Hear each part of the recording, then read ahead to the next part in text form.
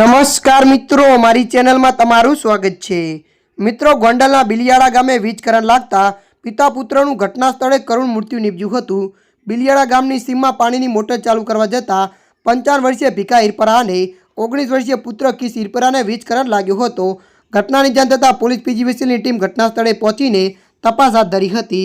મળતી માહિતી અનુસાર ગોંડલના બિલિયાળા ગામની સીમમાં કૂવાની મોટર ચાલુ કરવા જતાં ભીખા હિરપરા અને પુત્ર કિસ હિરપરાને વીજ કરંટ લાગ્યો હતો, જેમાં પિતા પુત્રનું ઘટના સ્થળે જ મૃત્યુ નીપજ્યું હતું।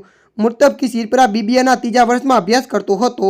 રક્ષાબંધન પહેલા બે બહેનોના એકના એક ભાઈ અને પિતા ગુમાવતા પરિવારમાં શોકનો માહોલ છવાયો છે। મળતી માહિતી અનુસાર આપને વધુ જણાવી દઈએ કે હાલ પિતા પુત્રના મૃતદેહોને ગોંડલ સરકારી હોસ્પિટલ ખાતે પીએમ અર્થે ખસેડવામાં આવ્યા છે। ગોંડલ પોલીસ પીજીવીસીએલની ટીમ ઘટના સ્થળે દોડી જઈને તપાસ હાથ ધરી છે। આ ઘટનાની જાણ થતાં યુવા અગ્રણી ગણેશ જાડેજા, બિલિયાળા સરપંચ દીપકભાઈ રૂપેલિયા અને શહેર ભાજપ પ્રમુખ સમીર કોટડિયા સહિતના લોકો સરકારી હોસ્પિટલ પહોંચ્યા હતા।